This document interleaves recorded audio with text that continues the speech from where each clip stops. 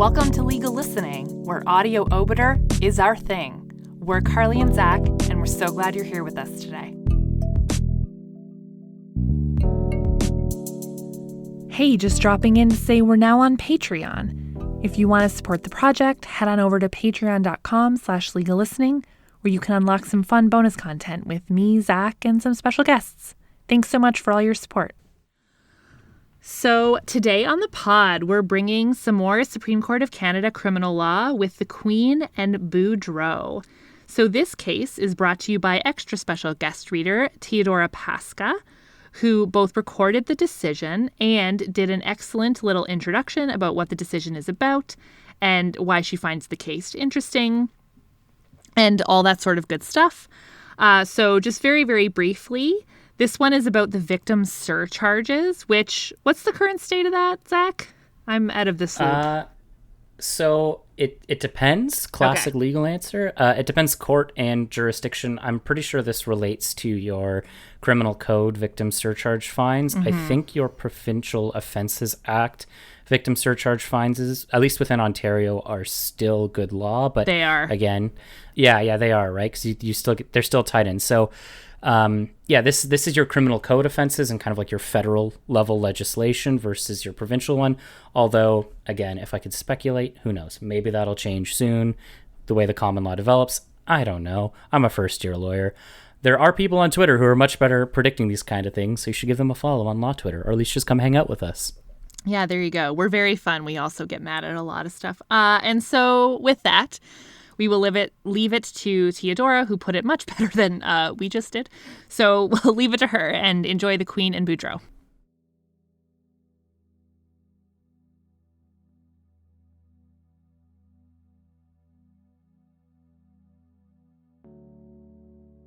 I chose this case because I think it says something really important about the circumstances of impoverished people in the criminal justice system. Those of us more privileged may see small fines and recurring court appearances as minor inconveniences, but Justice Martin's majority opinion highlights how they can snowball into uniquely challenging and punitive situations for people who are already on the fringes. Boudreault reminds us of just how easily marginalized people can get sucked into a never-ending relationship with the criminal justice system. Although the case must now be read in light of Parliament's subsequent decision to restore the surcharge but give judges discretion to waive it, what the defendants experienced continues to ring true in the midst of Canada's access to justice crisis. The Queen and Boudreault. 2018, SCC 58. The judgment of Chief Justice Wagner and Justices Abella, Moldaver, Karakatsanis, Gasson, Brown, and Martin was delivered by Justice Martin. 1. Introduction. Under the Criminal Code, anyone who is discharged, pleads guilty to, or is found guilty of an offense under the Code or the Controlled Drugs and Substances Act is required to pay monies to the state as a mandatory victim surcharge. The amount is set by law and is owed for each and every summary conviction or indictable offense. The surcharge is intended to fund government programs designed to assist victims of crime. The surcharge applies regardless of the severity of the crime, the characteristics of the offender, or the effects of the crime on the victim. Judges must impose a surcharge in every case. They have no discretion to waive the surcharge and cannot decrease it. Its imposition can only be appealed when the amounts imposed exceed the minimum mandated amount. Once the surcharge is levied, an individual remains indebted to the state until the amount is paid in full, although a court may, on application, give the offender more time to pay. Many of the people involved in our criminal justice system are poor, live with addiction or other mental health issues, and are otherwise disadvantaged or marginalized. When unable to pay the victim surcharge, they face what becomes realistically an indeterminate sentence. As long as they cannot pay, they may be taken into police custody, imprisoned for default, prevented from seeking a pardon, and targeted by collection agencies. In effect, not only are impecunious offenders treated far more harshly than those with access to the requisite funds, their inability to pay this part of their debt to society may further contribute to their disadvantage and stigmatization. These appeals are concerned with whether the mandatory victim surcharge is consistent with Sections 7 and 12 of the Canadian Charter of Rights and Freedoms, and if not, whether that inconsistency can be justified under Section 1 of the Charter. I conclude that the mandatory surcharge amounts to and operates as a constitutionally impermissible form of cruel and unusual punishment. Consequently, Section 737 of the Code violates Section 12 of the Charter and cannot be saved under Section 1. Given this conclusion, it is unnecessary to address Section 7. I would allow the appeals and declare Section 737 invalid, with immediate effect. The reasons that follow are divided into 5 main parts. The first provides a legislative background to the mandatory victim surcharge. The second provides the factual matrices and judicial histories for the cases under appeal. The third section articulates the issues at hand. The fourth section is the analytical one and includes the analysis for Sections 12 and 1 of the Charter, as well as the analysis of the appropriate remedy in this case. The fifth section provides a conclusion for the reasons. 2. Legislative background. The victim surcharge, formerly known as the victim fine surcharge, was first introduced into the Code in 1988. Former Section 727.91 of the Code stated that the court, at sentencing, shall, in addition to any other punishment imposed on the offender, order the offender to pay a victim fine surcharge. At the time, the amount payable was 15% of any fine imposed, or such lesser amount as may be prescribed by regulation. The base amounts have changed through the years. Since October 2013, the amount of the surcharge is 30% of any fine imposed, or, where no fine is imposed, $100 for every summary conviction count and $200 for every indictable count. Sections 737(1) and 2 of the Code. The surcharge is levied for the purposes of providing such assistance to victims of offenses as the Lieutenant Governor and Council of the province in which the surcharge is imposed may direct from time to time. Section 737(7) of the Code. In 1988, offenders could avoid the imposition of the surcharge by satisfying the court that undue hardship to the offender or the dependents of the offender would result.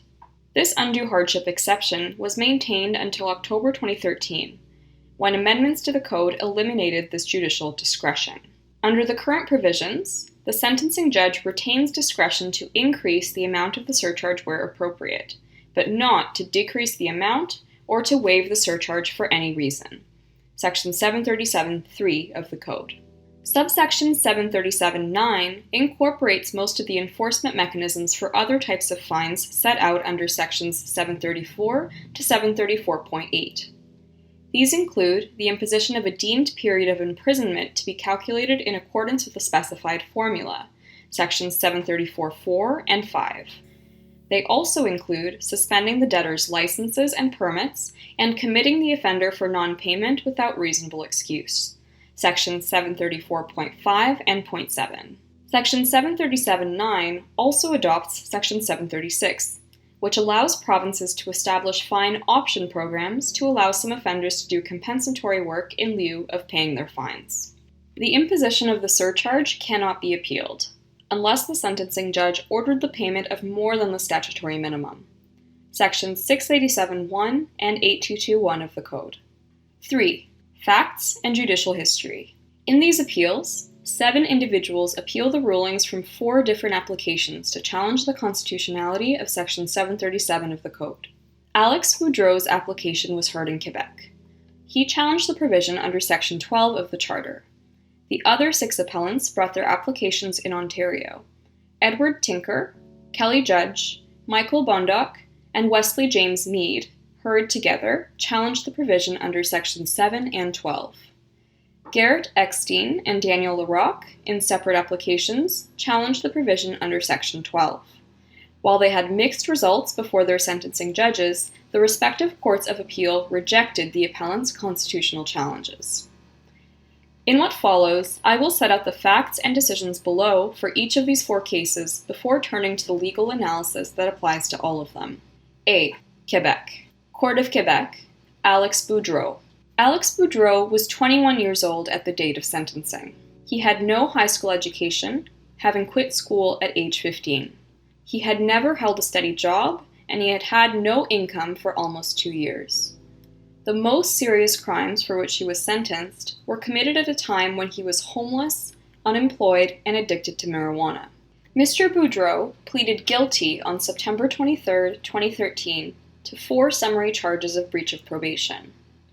4 months later, he also pleaded guilty to 7 counts of breaking and entering, 1 count of attempted breaking and entering, 1 count of sale of stolen goods, 1 count of assault with a weapon, and 1 count of possession of a prohibited weapon. He argued that the mandatory victim surcharge constituted a Section 12 violation, either in his own case or in the case of a reasonable hypothetical offender. The sentencing judge determined that he could exercise his discretion with regard to infractions that occurred before the 2013 amendments. As such, he reduced the surcharge from $4,000 to $1,400.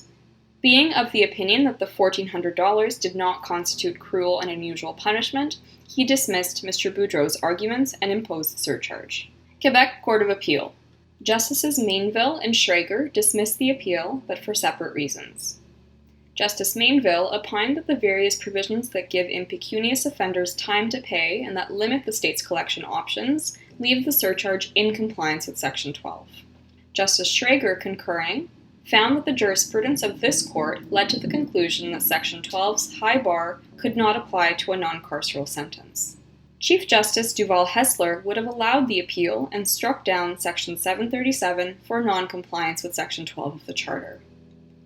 Since the now obligatory surcharge applies to every infraction under the Code, the Chief Justice reasoned, a careful examination of possible hypothetical scenarios was required in order to assess the law's effects. For the Chief Justice, the most compelling hypothetical scenario was based on the appellant's own circumstances. Had he committed all his crimes after the 2013 amendments to Section 737, he would have owed a surcharge of $4,000. Had the Crown chosen to proceed by way of indictment for all of his offenses, the surcharge would have risen to $4,600. In her view, imposing an additional punishment of $4,600 on a person whose total annual income is $4,800 is incompatible with human dignity. She concluded that, quote, such a surcharge would be clearly and grossly disproportionate. In the best of cases, such a surcharge would translate into monthly payments made over the course of 6 years, 5.5 weeks of full-time work, or 50 days of imprisonment, in addition to the 36 months of imprisonment already imposed. The Chief Justice did not agree with Justice Mainville that the provision is saved by the fact that truly impecunious offenders can escape prison time in the event of default. She held, rather, that such a system can effectively extend the sentence of an impecunious person indefinitely, as that person is repeatedly detained and brought before a judge to offer up excuses for why they cannot pay. This routine of committal hearings will quickly become grossly disproportionate. Having determined that Section 737, without the judicial discretion that used to exist in the repealed Section 737(5), violated the appellant's Section 12 right, the Chief Justice turned to Section 1 of the Charter. She found that Section 1 could not save the surcharge, since where it will never be paid, there is no rational connection between the imposition of the surcharge and the objective that it seeks to achieve, namely to encourage the accountability of offenders and finance victim support services. Further, the Chief Justice found that a sentence that violates Section 12 of the Charter because it is grossly disproportionate cannot pass the minimal impairment and proportionality analysis under Section 1. B. Ontario. Ontario Court of Justice and Superior Court of Justice proceedings. Edward Tinker, Kelly Judge, Michael Bondoc, and Wesley James Mead. Edward Tinker was 55 years old at the time of sentencing. His income, totaling $1,200 per month, came from Canada Pension Plan and workers' compensation benefits. He had no savings. After his rent and costs of medication, Mr. Tinker was left with $170 per month to pay for food, clothing, utilities, and incidentals. He pleaded guilty to 1 count of uttering threats and 1 count of breach of probation. He was sentenced to 26 days, to be served intermittently, followed by 2 years probation. He faced a $200 victim surcharge. Kelly Judge was 51 years old at sentencing. She was legally blind and a recovering alcoholic who also suffered from depression and bipolar disorder. Her monthly income was $831 from Canada Pension Plan disability benefits. Her rent of $800 per month left her with $31 per month for other expenses. Ms. Judge pleaded guilty to assault and 1 count of uttering threats. She was sentenced to a suspended sentence and 18 months probation, plus a victim surcharge of $200. Michael Bondoc was, at the date of sentencing, 24 years old and unemployed. He pleaded guilty to 2 counts of breach of probation, for which he was sentenced to 33 days in custody, in addition to the 27 he had already spent in detention. He faced a $200 victim surcharge. Wesley James Mead was 46 years old at the date of sentencing. He struggled with mental illness and supported his spouse and child through Ontario Disability Support Program benefits. Mr. Mead pleaded guilty to 1 count of possession of a weapon for a purpose dangerous to the public, 1 count of assault, and 1 count of assault resisting arrest. He was sentenced to a suspended sentence and probation for a period of 18 months, plus a $300 surcharge. All 4 of these appellants challenged Section 737 of the Code on the basis of Sections 7, 12, and 15 of the Charter. Only their Sections 7 and 12 claims were argued before this court.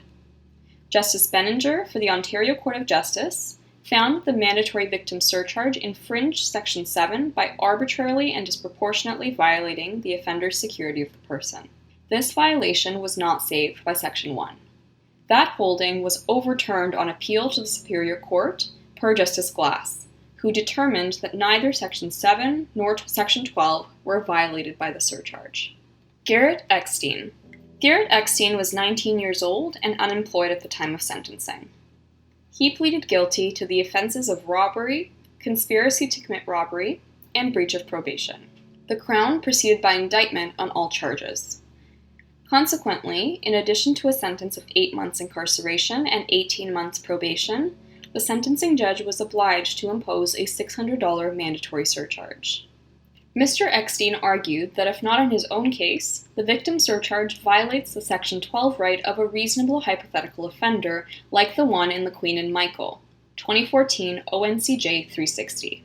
Michael, which declared the surcharge to be inapplicable because it constituted cruel and unusual punishment, had been decided a few months previously by Eckstein's sentencing judge, Justice Pachoco. Between that case and the sentencing of Mr. Eckstein, the Ontario Superior Court rendered its decision in Tinker. As set out above, that decision found no violation of Section 7. Justice Pachoco made clear that if Tinker were only persuasive authority, he would not have followed it. However, as it was binding on him, he rejected the constitutional challenge and imposed the victim surcharge. Daniel Larocque. Daniel Larocque was 22 years old at the time of sentencing. He lived in extreme poverty, suffered from addiction, and had serious mental health issues. He was placed with the Children's Aid Society as a child and had abused alcohol and drugs since he was a teenager. He had never had a full-time job. He paid for his food and housing with disability benefits, leaving him with $136 per month for all other expenses. He pleaded guilty to 7 counts. 2 counts of mischief, 3 counts of assault, 1 count of uttering threats, and 1 count of possession. He was therefore subject to a victim surcharge of $700, which he argued constituted a violation of Section 12 of the Charter. Justice Legault determined that the Section 12 violation was made out and could not be justified under Section 1. On appeal to the Ontario Superior Court, Justice Lassalle allowed the appeal, holding that the sentencing judge had erred in finding a Section 12 breach. Justice Lassalle also reasoned that the sentencing judge had erred in law by speculating on Mr. Larocque's future circumstances, contrary to this court's holding in the Queen v. Wu. Ontario Court of Appeal. This is the decision for all 3 appeals from Ontario. The court concluded the victim surcharge regime is constitutional and does not violate Section 7 or Section 12 of the Charter. Justice Pardue began by outlining the legislative safeguards that, in her view, limit the effects of the surcharge. 1. Offenders can apply for extensions of time to pay. 2. Provided an offender has such an extension, he or she will not be found in default.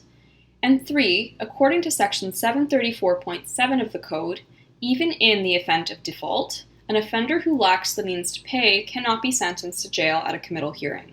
The court then turned to Section 7. It held that although the liberty interest is engaged because offenders may be compelled to appear at a committal hearing, the deprivation of liberty is in accordance with the principles of fundamental justice. Justice Boudreault held that the law is not overbroad because there is a rational connection between compelling even impecunious offenders to appear at a committal hearing and the purpose of holding offenders accountable to victims of crime. She also held it is not grossly disproportionate because the regime's laudable goals outweigh the comparatively minimal effect on the liberty interest. Justice Boudreault went on to reject the Section 12 claim. She acknowledged that imposing a fine on the offenders would be disproportionate. Relying on the Queen and Femme, however, she held that any negative effects are attenuated by the legislative safeguards set out above. If disproportionate, the law is not grossly disproportionate. 4. Issues. These appeals raise the following issues. 1. Does the mandatory victim surcharge set out in Section 737 of the Code violate Section 12 of the Charter? 2. Does the mandatory victim surcharge set out in Section 737 of the Code violate Section 7 of the Charter? 3. If either Section 12 or Section 7 is violated, is the surcharge saved under Section 1 of the Charter? 4. If it cannot be saved, what is the appropriate remedy? 5. Analysis. For the reasons that follow, the mandatory victim surcharge constitutes punishment, engaging Section 12 of the Charter. I conclude that the imposition and enforcement of the surcharge on the poorest individuals among us result in cruel and unusual punishment.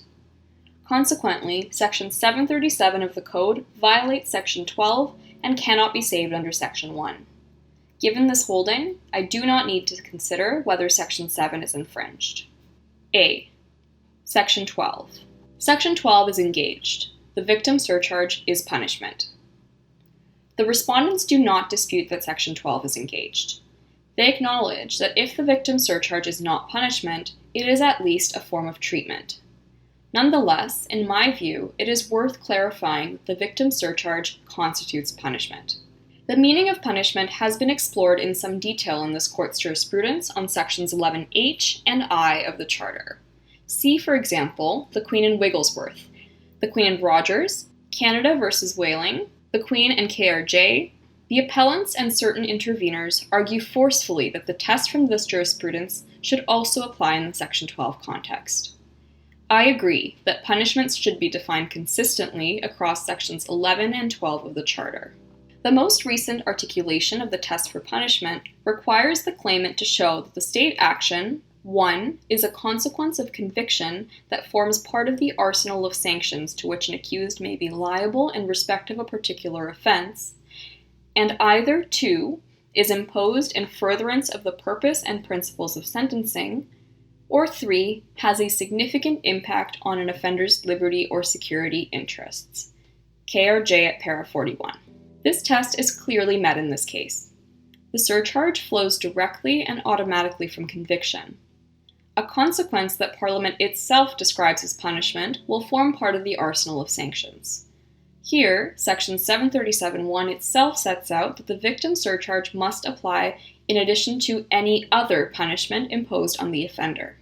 A plain reading of the words in addition to, other, and punishment indicates that Parliament intended to create a further punishment that would apply in addition to any other punishment.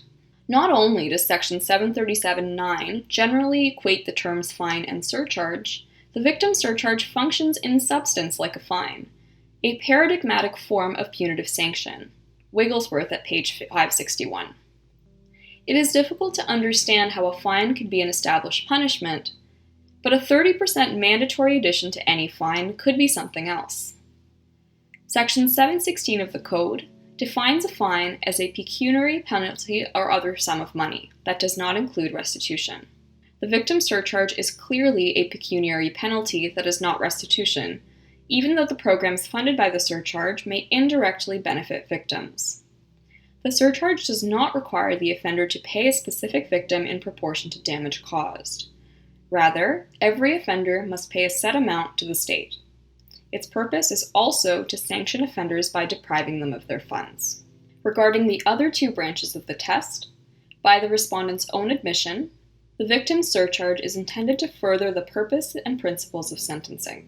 The Ontario Crown submits that one objective of the victim surcharge is increasing offenders' accountability to victims and promoting a sense of responsibility in offenders. Irrespective of whether the surcharge can actually accomplish this goal in respect of impecunious offenders, the goal falls squarely within the purpose of sentencing set out in Section 718F of the Code, to promote a sense of responsibility in offenders and acknowledgement of the harm done to victims or to the community. The above is enough to meet this court's test for punishment. Nonetheless, as set out in more detail below, the victim surcharge also has a significant impact on the liberty, security, equality, and dignity of those subject to its application. In short, applying the test from KRJ to the text, objectives, and effects of the victim surcharge regime leads to the inexorable conclusion that it constitutes punishment. Section 12 is infringed. The victim surcharge is cruel and unusual. Since the victim surcharge constitutes a form of punishment, the next step is to determine whether that punishment is cruel and unusual. As this court has stated many times, demonstrating a breach of Section 12 of the Charter is a high bar. The impugned punishment must be more than merely disproportionate or excessive. Rather, it must be so excessive as to outreach standards of decency and abhorrent or intolerable to society. Lloyd at para 24, citing the Queen and Morrissey, 2000 SCC 39 at para 26. See also the Queen and Ferguson. It is only on rare and unique occasions that a sentence will infringe Section 12, as the test is very properly stringent and demanding. Steele v. Mountain Institution at page 1417. Where a mandatory minimum sentence is challenged, this court has set out a two-step inquiry for determining whether that sentence is grossly disproportionate. First, a court must determine what would constitute a proportionate sentence for the offense according to the principles of sentencing in the Code. Second, a court must ask whether the mandatory punishment is grossly disproportionate when compared to the fit sentence for either the claimant or for a reasonable hypothetical offender. See the Queen and Nur at paras 46 and 77.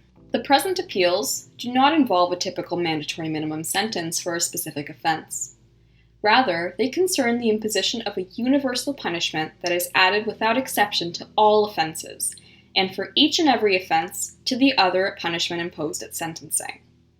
Despite these differences, Nur requires us to address in these appeals the following ultimate question. Does the victim surcharge render the sentences of either the appellants or a reasonable hypothetical offender grossly disproportionate based on its overall impact and effects? In answering that question in previous decisions, this court has taken into consideration, among other things, whether the punishment is necessary to achieve a valid penal purpose, the effects of the punishment on the actual or a hypothetical offender, whether the punishment is founded on recognized sentencing principles, and whether there are valid alternatives to the punishment. The Queen and Smith, the Queen and Goltz. These possible considerations help us address the ultimate question, but are not required parts of a rigid test. Nor is any one determinative of the outcome, the Queen and Latimer, para 75. While not explicitly labeled as such, the first three of these elements underpin this court's analysis in Nur at paragraph 83 and Lloyd at paragraphs 26 to 33. I find some of them useful to consider in these appeals as well. In Smith, the court mentioned another possible consideration, the existence of valid alternatives to the punishment. This consideration has provided less guidance to courts at the breach stage of the analysis and is often treated by this court as part of the Section 1 analysis under the minimal impairment branch of the Queen and Oakes.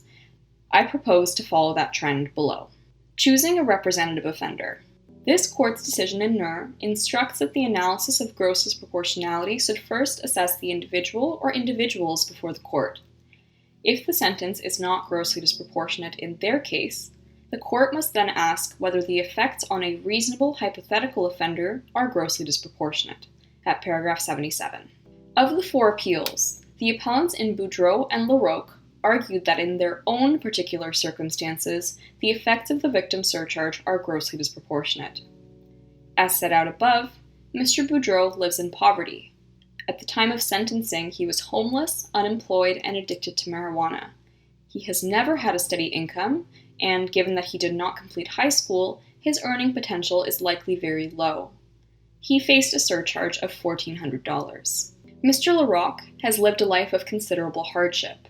He grew up in the care of the Children's Aid Society and today suffers from serious drug addiction and mental illness. He has also been deeply impecunious. He has only disability benefits that leave him with $136 per month once he has paid for food and housing. He faced a surcharge of $700. In Eckstein, on the other hand, the appellant did not argue that the victim's surcharge would be grossly disproportionate in his case. Instead, he relied on a reasonable hypothetical offender, which was based on the actual individual before the court in Michael. In that case, Justice Pachoco found that Mr. Michael is an Inuit man from Iqaluit who lived in Ottawa. He was homeless and lived on a street allowance of $250 per month. He often used that money to buy alcohol, to which he was addicted. He was convicted of multiple simple assaults, mischief-damaging property, and breaches of probation. He faced a victim surcharge of $900. The Tinker appellants restricted their submissions to Section 7 and relied on the submissions of the other appellants on Section 12. I would note, however, that these appellants too lived in serious poverty and faced some combination of addiction, mental illness, and disability. When examined together, the circumstances of the actual appellants, Mr. Boudreault and Mr. Larocque, and the reasonable hypothetical offender, Mr. Michael, reveal striking similarities. All live in serious poverty. All have precarious housing situations. All struggle with addiction. In addition, Mr. Larocque and Mr. Michael grew up under child protection and have physical disabilities. Mr. Michael is Indigenous. Without a doubt, offenders with some or all of these characteristics appear with staggering regularity in our provincial courts. Given this reality, referring to hypotheticals in this case is somewhat of a misnomer. The reasonable hypothetical offender urged on this court is Mr. Michael, not a fabrication, but a real person. In some other cases, the hypotheticals proposed are not living examples, but are the products of reasonably foreseeable applications of the law, of analyzing who might suffer what consequences as the result of a challenge provision. In this case, Mr. Michael's circumstances are hypothetical only in the sense that he is not before the court as an appellant. However, his personal circumstances are representative of many of those who are subject to this mandatory surcharge. Or, as Justice Pachoco stated, Mr. Michael is an exemplar of the tragedy of Aboriginal offenders that plays itself out on a daily basis in our criminal courts. Michael at paragraph 46. The reality that Mr. Michael was in fact before a court establishes the reasonableness of using his characteristics and his case to measure the constitutionality of the mandatory surcharge. In my view, when we look at these overwhelming similarities, it is not necessary to begin with the actual appellants and then consider a proposed reasonable hypothetical. Rather, all can be analyzed together as follows. The fit sentence for the representative offenders would not include the surcharge. At this stage of the analysis, the question is what a fit sentence would be for the representative offenders according to the general principles of sentencing, in the absence of the impugned provision. NER at paragraphs 46 and 77. In other words, it asks what sentencing judges would impose if they retain their discretion to consider the individual circumstances of the offenders and the nature of their offenses. Smith at page 1073. In NER, this part of the analysis required determining the fit sentence that would have been imposed instead of a mandatory minimum. Analogously, the question here is whether a judge who had the discretion to do so would impose the surcharge. Like the Ontario Court of Appeal, I conclude that the sentencing judges for Mr. Larocque, Mr. Boudreault, and Mr. Michael would not have imposed the surcharge unless required to do so by Section 737 of the Code. Fit and proportionate sentences would not include a surcharge that sentencing judges rightly concluded would cause undue hardship for offenders as impecunious as these. This is because sentencing is first and foremost an individualized exercise, which balances the various goals of sentencing while taking into account the particular circumstances of the offender, as well as the nature and number of his or her crimes. When sentencing, the crucial issue on the surcharge is whether or not the particular individuals before the courts are able to pay, and in this case they are not. In a constitutional context, the court is also called upon to consider the rights of particular individuals who may be affected by this punishment in a way that is grossly disproportionate, understanding that people have varied life situations, and many are impecunious, impoverished, ill, disabled, addicted, or otherwise disadvantaged. Given this focus, it is less important that other individuals who are differentially situated may be able to pay, that some other fines set by law might be higher, or that the amount of the surcharge depends on the number of offenses committed. The remaining question, then, is whether the mandatory additional punishment of the victim's surcharge leads to a grossly disproportionate sentence for the offenders at issue. For certain appellants and the reasonable hypothetical offender, the victim's surcharge is grossly disproportionate. I acknowledge that the victim's surcharge is not grossly disproportionate in all cases. For many Canadians, the addition of the surcharge would not render a sentence grossly disproportionate. For an individual with adequate financial capacity, an additional financial punishment of a few $100s per offense could hardly be called grossly disproportionate. For offenders like Mr. Boudreault, Mr. Larocque, and Mr. Michael, however, the story is very different. The actual imposition, operation, and effects of the mandatory surcharge, when combined, create a grossly disproportionate punishment. In their cases, I conclude that although it advances a valid penal purpose, the mandatory victim surcharge creates egregious effects and fundamentally disregards proportionality in sentencing. Valid penal purpose. The respondents advance two justificatory objectives for the surcharge.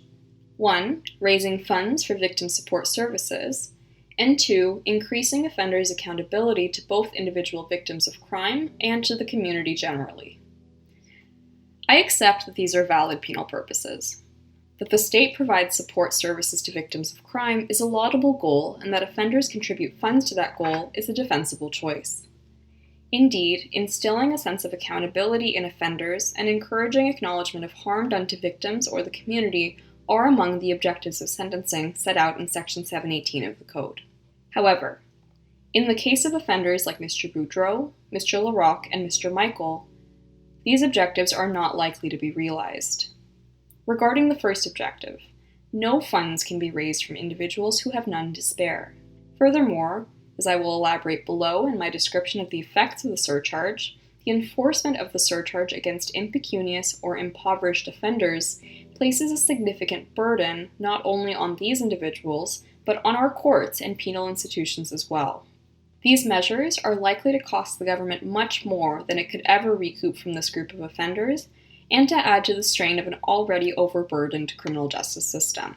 The Queen and Cloud, para 17, the Queen and Jordan. Turning to the second objective, the Ontario Court of Appeal held that the surcharge goes some way towards achieving the valid penal purpose of holding offenders accountable, paragraph 142. In my view, however, accountability is best achieved when offenders serve fair, proportionate, and definite sentences.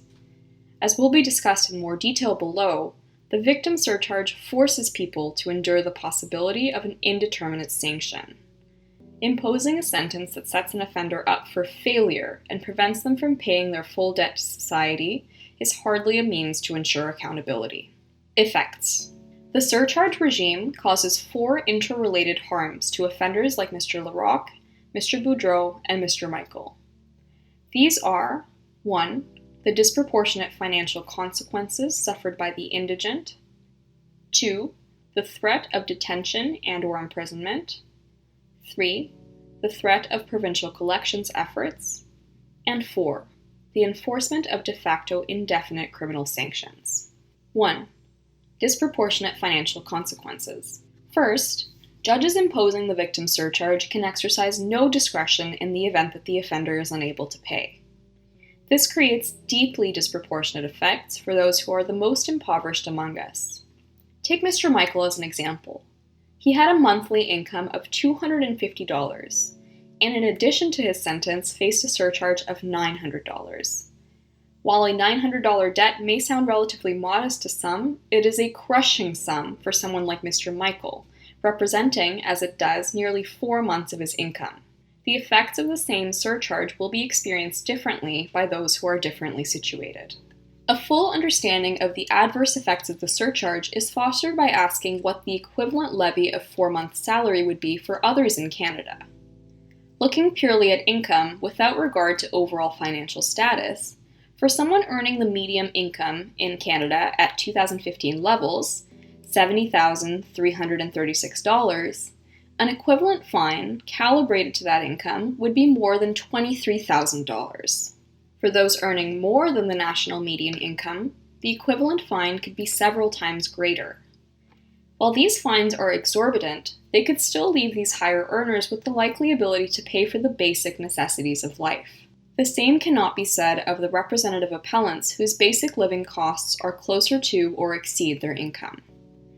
As the Chief Justice of the Quebec Court of Appeal observed in her reasons at paragraph 109, a fine that deprives a person of this much of their livelihood is excessive to the point of being incompatible with human dignity.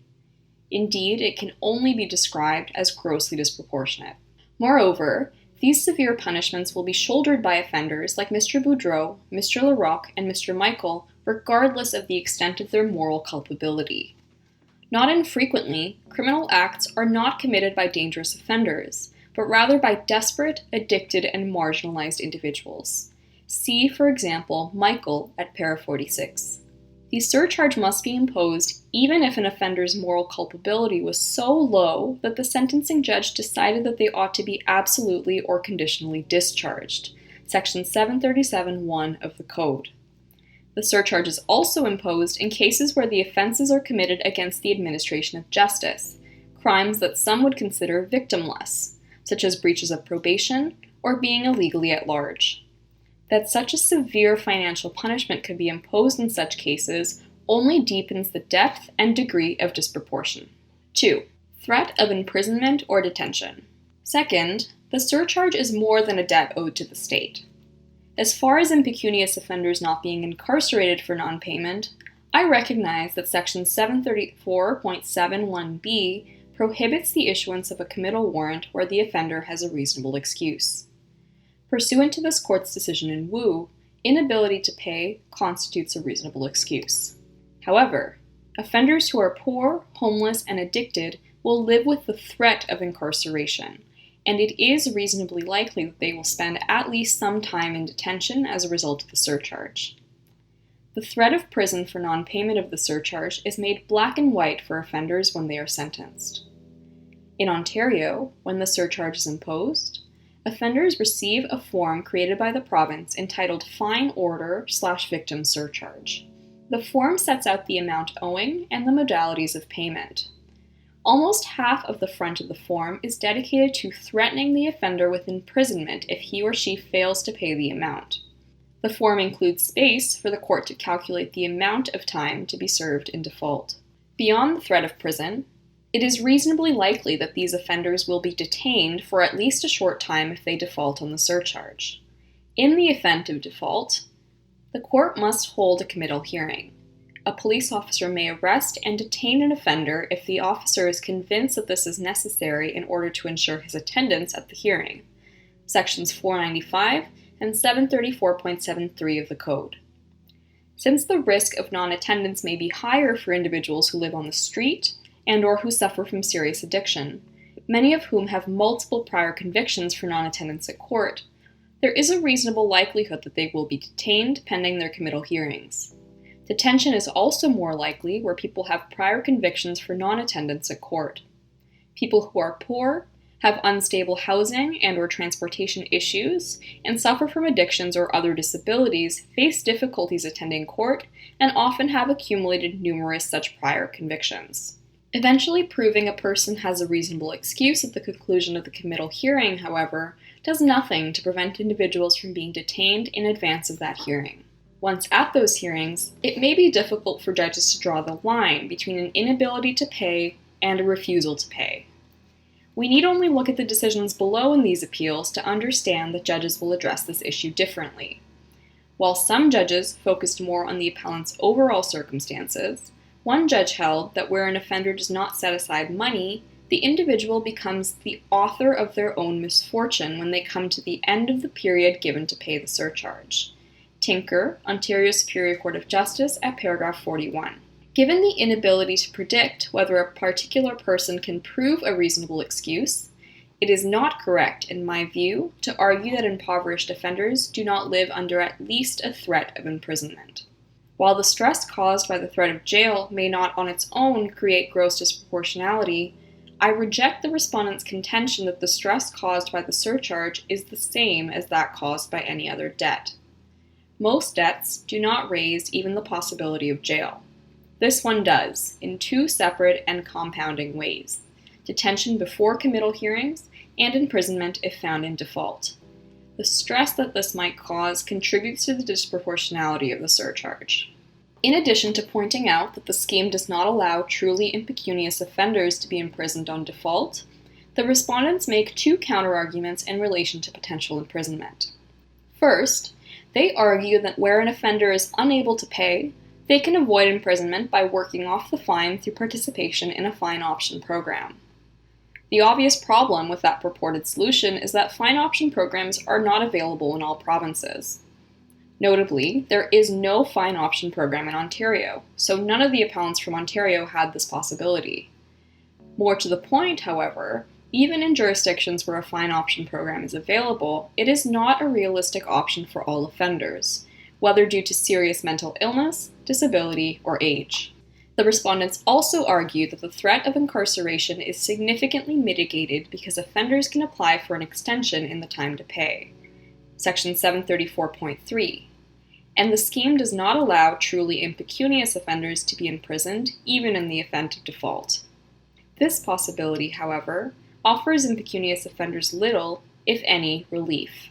While the Crown characterizes an application for extension of time as a routine administrative matter, preparing and filing a written application to a court is daunting for many, especially for someone living on the street. In addition, this is a task for which a person cannot obtain state-funded legal counsel. Even if such an offender manages to receive an extension of time, for reasons explored in more detail below, it is difficult to see how the extension does anything other than prolong the punishment. 3. Provincial collection efforts. Third, offenders may find themselves targeted by collections efforts endorsed by their province of residence. The funds raised from the surcharge go to the Lieutenant Governor and Council of the province in which the offense was committed, and the provinces are tasked with the enforcement of those surcharges. While the Code does not speak to collection, it is a direct and known consequence of the surcharge it mandates. In terms of what actually occurs, trial judges have noted with concern that responsibility for the collection of these funds is sometimes delegated to private collection agencies. There is no evidence that these private agencies hold off on trying to collect funds from those who are unable to pay. See, for example, Michael at paragraph 72. While not directly applicable to the appellants or Mr. Michael, I would also note that the intervener, Pivot Legal Society, suggested that offenders in British Columbia may have their wages and even social assistance payments retained by the province in order to collect the amount of the victim's surcharge. 4. De facto indefinite sentences. Finally, the ultimate effect of the surcharge is that it creates a de facto indefinite criminal sanction for some offenders. In numerous sentencing decisions involving the surcharge, judges have found that there is no foreseeable chance that the offender will be able to pay the surcharge. Michael at paragraph 65, Cloud at paragraph 15, the Queen and Baronicut, paragraph 34, the Queen and Bateman at paragraph 40, the Queen and Flaro, paragraph 47, the Queen and Shaku, paragraph 83. The respondents argue that it is not open to sentencing judges to make such a finding. This argument again relies on Wu, in which this court held that it is wrong to assume that the circumstances of the offender at the date of the sentencing will necessarily continue into the future, at paragraph 31. Wu, however, must be read in its specific context.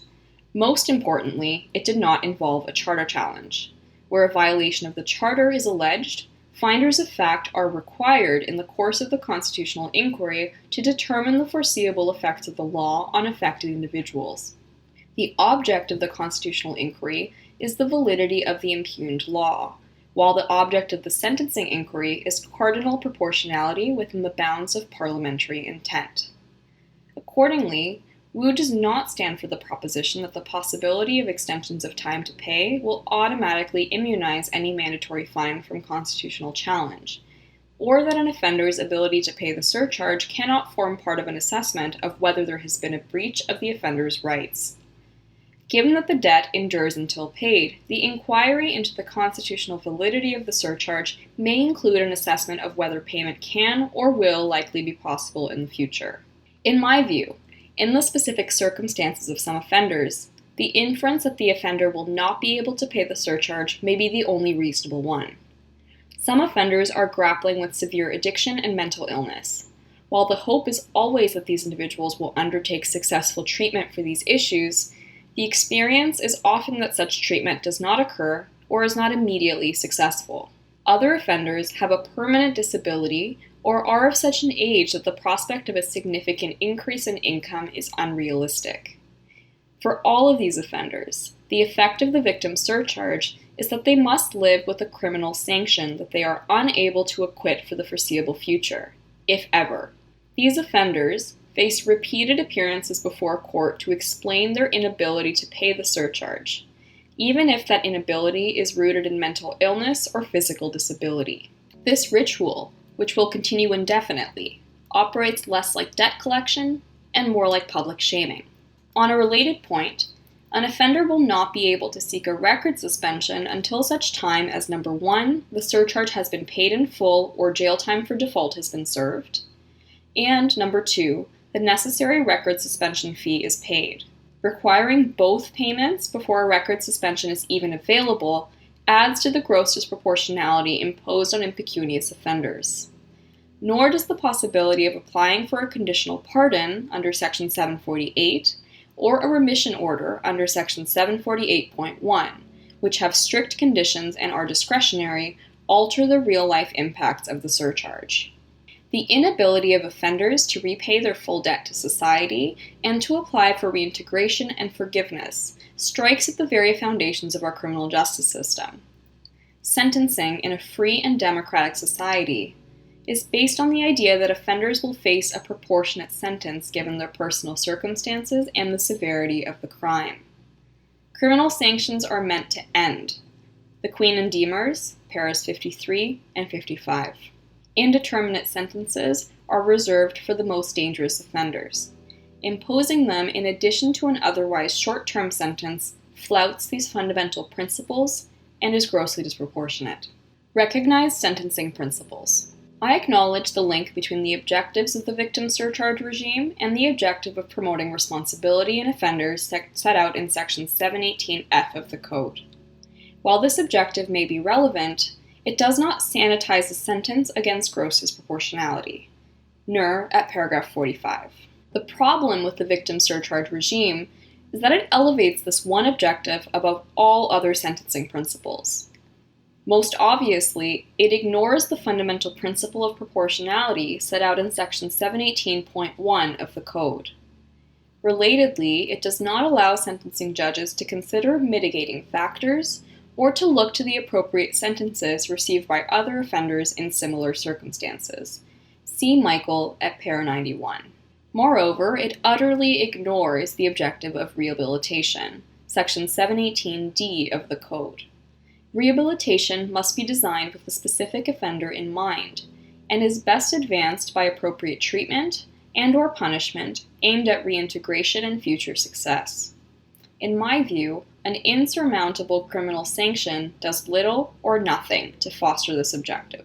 Finally, the surcharge also undermines Parliament's intention to ameliorate the serious problem of overrepresentation of Indigenous peoples in prison, Section 718.2e of the Code.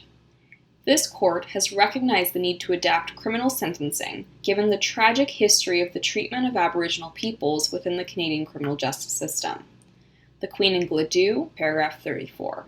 As a result, any criminal sanction that falls disproportionately on the marginalized and vulnerable will likely fall disproportionately on Indigenous peoples. The Queen and Ipeele at paras 61 to 62 and 77. Just as Indigenous peoples remain overrepresented in Canada's prisons, so may we expect them to be overrepresented at committal hearings for defaulting on a surcharge order. The respondents counter these concerns over a marked departure from normal sentencing principles with 4 arguments. I have not been convinced by any of them. First, they contend that since the victim surcharge increases according to the number of separate offenses committed by an offender, It is consistent with Section 718.1. However, a fundamental principle of sentencing is cardinal proportionality, which is different from mathematical predictability. This argument confuses adding with analysis and ignores the simple fact that the Code and the CDSA catalog a broad spectrum of offenses, from the comparatively innocuous to the most egregious. Indeed, it is tantamount to saying that an offender convicted of 5 counts of mischief deserves a more serious sentence than someone convicted of 1 count of murder. According to the principles of sentencing, such a result is absurd, and yet it is what the victim surcharge requires. If anything, the cumulative charge-by-charge basis on which the victim surcharge is imposed increases the likelihood that it will disproportionately harm offenders who are impoverished, addicted, and homeless. These circumstances will often bring them into conflict with the law. Michael at para 1. This reality alone will result in higher total amounts owing. Furthermore, any conditions attached to discharge or probation for these offenders would likely include a prohibition against consuming alcohol and drugs. It is lawful to place an addicted offender under such a condition. Section 732.13c of the Code, the Queen and Shoker, para 17. However, addiction is not cured merely by threatening state sanction. As the Yukon Legal Services Society argued, people suffering from addiction routinely accumulate numerous breaches without causing serious harm to anyone. If their addiction does not improve during their probationary period, the amount of victim surcharges for breaches imposed over that period could be in the thousands of dollars. See also Michael, para 87, footnote 18. In this way, for individuals like Mr. Boudreault, Mr. Larocque, and Mr. Michael, the cumulative charge-by-charge nature of the scheme does not reduce disproportionality, but may in fact exacerbate it. What is more, that the surcharge attaches to each offense will often put impecunious offenders, who are more likely to be self-represented, at an additional disadvantage. The surcharge is levied based on 2 main variables: the number of charges and the type of offense, summary or indictable. Both variables are subject to prosecutorial discretion. Defense counsel often work with prosecutors to minimize the number of charges and to proceed by summary conviction instead of indictment for hybrid offenses. Unrepresented people, who often plead guilty to all offenses charged, may not know that they may negotiate the terms of their plea. Second, the respondents argue that judges can maintain proportionality through creative sentencing options. They urge that following the Queen and Cloud, judges must take the victim surcharge into account when crafting a total sentence that is fit and proportionate. Paras 73 and 75. Still, in other provinces, trial judges interpreted Parliament's statement that the surcharge was to be imposed in addition to any other punishment by first determining what a fit and proportionate sentence would be, and then adding the surcharge at the end of the sentencing decision when dealing with any corollary orders. Under this interpretation, there would be a greater disproportion because the surcharge would always be an add-on to what was already determined to be the proportionate sentence. The approach of the Quebec Court of Appeal sought a way to reduce that disproportion and respect cardinal proportionality by building the mandatory surcharge into the overall sentence when possible. In my view, it is not necessary to decide whether the mandatory surcharge is an add-on at the end of sentencing or a platform that cannot be lowered, which must be built into the sentence. Even accepting that cloud is the preferable approach, the mandatory imposition of the surcharge still leads to gross disproportion. Reducing some other part of the sentence may minimize disproportion, but it cannot eliminate the specific and extensive harms caused by the surcharge. When the source of a problem is a fixed and mandatory penalty, the harms caused by it cannot be fully remedied while leaving it in place. Further, such a reduction is impossible in the case of a discharge or a mandatory minimum sentence. The severe punishment the victim surcharge imposes on some offenders cannot be called proportionate in any way to an offense that merits a discharge, and in some circumstances, like the ones at hand, the imposition of the victim surcharge would amount to gross disproportionality. Thus, even if judges must, as the Quebec Court of Appeal held, take the victim surcharge into consideration when sentencing, In some circumstances, they will be unable to impose a proportionate sentence, and in other cases, judges will be forced to impose grossly disproportionate sentences because of the victim surcharge. Judicial attempts to lessen the disproportion may be salutary, but they cannot insulate a grossly disproportionate punishment from constitutional review. In Cloud, the Quebec Court of Appeal acknowledged at paragraph 74 that the legislative choice gives rise to difficulties that could be discussed in another context. The constitutional challenge before this court is precisely that context. Once again, then, the respondent's argument, if helpful in some cases, provides little assistance to the offenders with whom we are most concerned in these appeals. In these cases, the effects of the imposition and enforcement of the surcharge on the representative appellants are grossly disproportionate. Third, the respondents say that judges can impose a nominal fine, which would have the effect of reducing the amount of the surcharge. Since the surcharge is 30% of any fine, a nominal fine of, say, $1 would reduce the surcharge from $100 to 30 cents. This interpretation of Section 737 risks obscuring the objective of the provision. Where a fine would be an appropriate part of a fit sentence before the imposition of a surcharge, it would be open to the sentencing judge to take the surcharge into account in establishing the fine to be imposed. However, to impose a nominal fine for the sole purpose of lowering the amount of the surcharge is to ignore the legislature's intent that the surcharge, in its full amount, would apply in all cases as a mandatory punishment. Cloud at paragraph 65. Ultimately, it is more principled for this court to either strike down the victim surcharge as unconstitutional, or to uphold its constitutionality and require judges to impose it in all cases, as Parliament clearly intended. Finally, the respondents, much like the Ontario Court of Appeal at paras 138 to 40, also point to FAM, a case in which a mandatory fine much larger than the victim surcharge was challenged constitutionally, but was held not to violate Section 12 of the Charter. In that case, the offenders faced a fine of $154,000 under the Excise Act for possession of 1,200 kilograms of contraband tobacco. In my view, the mandatory fine in FAM is easily distinguished from the victim surcharge. In that case, the amount of the fine was tightly linked to the specific offense. An economic offense, in which the accused possessed illegal goods of value, is balanced with an economic punishment. The goal is to recoup the state's lost tax revenue. As Justice Gouge put it in FAM, the most important consideration in the Section 12 analysis is the direct connection between the quantity of the illegal substance possessed and the size of the fine, at para 19. The victim surcharge, by contrast, is a blanket financial penalty that applies to everyone, no matter the offense at issue. A court must impose it regardless of whether there was economic gain, and regardless of whether there was even harm to an individual victim. The utter lack of proportion in this pure levy requires a very different Section 12 analysis from the one that was at play in FAM. Conclusion on gross disproportionality.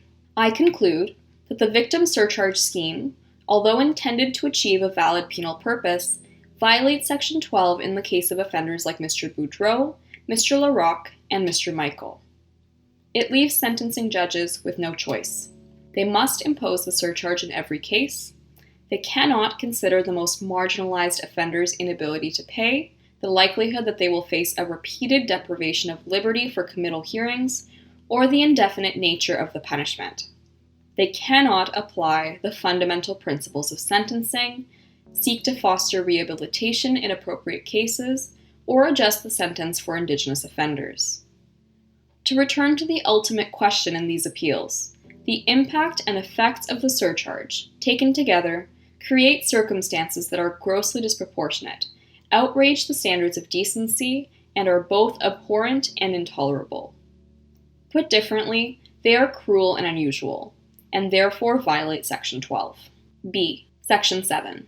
Given my conclusion on Section 12, it is not necessary to address whether the victim surcharge is a violation of Section 7. C. Section 1. In many cases where a charter breach has been established, the state seeks to justify the infringement under Section 1 of the Charter. In such cases, it must articulate a pressing and substantial objective, and must demonstrate that the impugned law is proportional to that objective. Proportionality requires that 1. The means adopted are rationally connected to the objective, 2. The law is minimally impairing of the right, and 3. The salutary effects outweigh the deleterious effects of the law. Oakes, Nur at paragraph 111. In this case, the respondents did not put forward any argument or evidence to justify the mandatory surcharge if found to breach charter rights.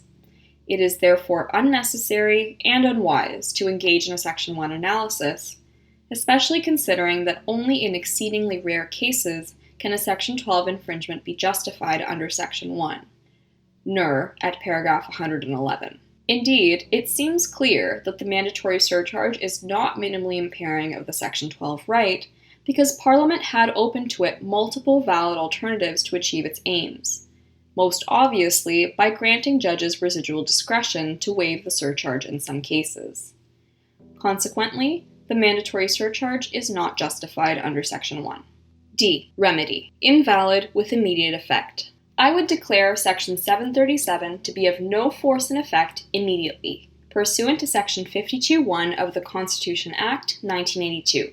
I reject the respondent Federal Crown's argument that this court ought to suspend its declaration of invalidity for a period of 6 to 12 months in order to give Parliament time to adopt conforming legislation. The respondents have not met the high standard of showing that a declaration with immediate effect would pose a danger to the public or imperil the rule of law. Schachter v. Canada, reference regarding Manitoba language rights, Canada Attorney General v. Bedford, at para 167. Rather, in my opinion, a suspended declaration in this case would simply cause more offenders to be subject to cruel and unusual punishment. I also reject the argument, advanced by the Tinker appellants, the Attorney General of Ontario, and in the alternative Mr. Eckstein, that this court simply ought to read back in the judicial discretion to waive the surcharge that was abrogated in 2013. This is the wrong approach in this case for 2 reasons. First, in 2013, Parliament clearly expressed its desire to eliminate judicial discretion to waive the surcharge. In relation to mandatory minimum sentences, this court held that Parliament is presumed to intentionally remove any discretion to order a sentence that is less than the mandatory minimum. Ferguson at para 54. For this reason, constitutional exemptions from unconstitutional mandatory minimum sentences are considered a highly intrusive remedy. Ferguson at paras 50 to 51, The Queen and C. Boyer at page 628. The same logic militates against this court reading the terms of the prior discretion back into Section 737 today. The second reason why reading in is an inappropriate remedy in the instant case is that Parliament ought to be free to consider how best to revise the imposition as well as the enforcement of the surcharge. Section 737 is invalid by reason of all of its effects, from mandatory imposition on a charge-by-charge basis through committal hearings, threats of imprisonment, and the denial of rehabilitation. Because of this, a number of possible legislative options that do not replicate the previous provision are open to Parliament to bring Section 737 into compliance with Section 12. For example, at the time of writing, legislation is before Parliament that would amend Section 737.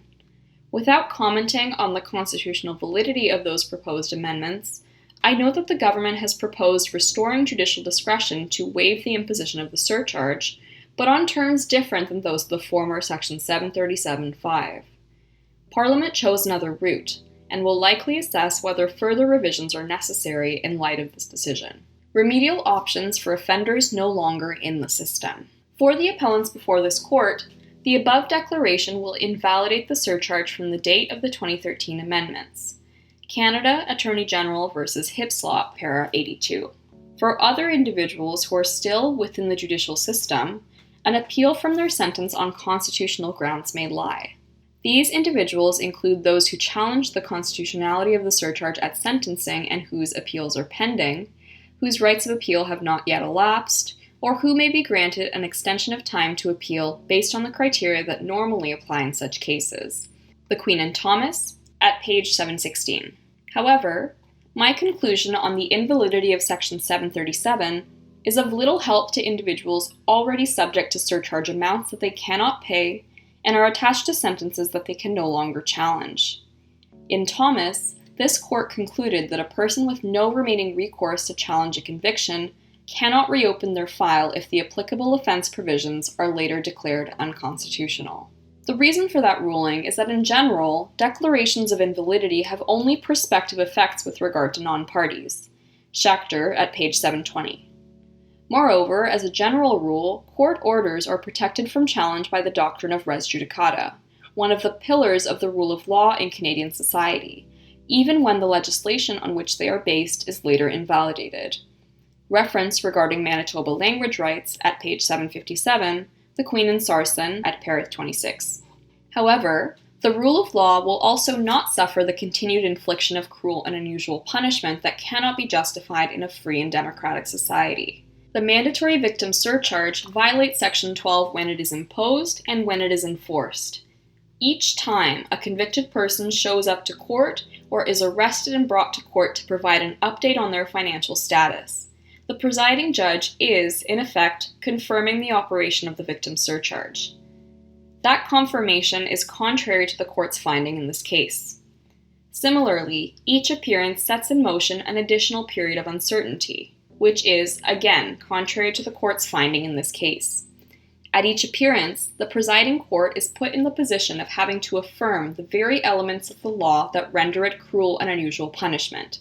The offender placed in this position will also remain unable to seek a record suspension, even if the surcharge represents their only outstanding debt to society. The fact that, at any moment in the cycle of enforcement, the current state of affairs may constitute a Section 12 violation means that res judicata ought not operate to bar an application for relief from that state of affairs. As this court found in the Queen and Gamble, at page 630, a continuing current violation of a charter-protected interest could give rise to a successful application for a charter remedy, even where the violation began with a valid order that is legally unassailable. The difficulty is in determining what the remedy for this ongoing violation ought to be. Only the Tinker appellants and the intervener, the Criminal Lawyers Association, addressed in their pleadings the need for a specific constitutional remedy for the individuals described above. Without the benefit of more robust submissions from the parties on this issue, it would be inappropriate to grant a remedy for a class of individuals who are not parties to this litigation. Though unable to order a specific remedy for this class of offenders, I would note that a variety of possible remedies exist. Private parties may be able to seek relief in the courts, notably by recourse to Section 24(1) of the Charter. Government and Parliament also have options to attend to their responsibility to ensure that charter rights are protected. The government could proceed administratively, while Parliament may act to bring a modified and charter-compliant version of Section 737 back into the Code and to resolve the outstanding charter concerns identified here. 6. Conclusion. Ultimately, for both several of the appellants and the reasonable hypothetical offender, the mandatory victim surcharge is unmoored from its legitimate objectives. Judges are forced to impose a one-size-fits-all punishment, which does not take into account the individual's ability to pay. In this context, the resulting indeterminate punishment results in a grossly disproportionate public shaming of disadvantaged offenders. It is what most Canadians would call an abhorrent and intolerable punishment. Put simply, in our free and democratic society, it is cruel and it is unusual. I conclude, therefore, that the victim surcharge violates Section 12 of the Charter. It cannot be justified under Section 1. I would allow the appeals.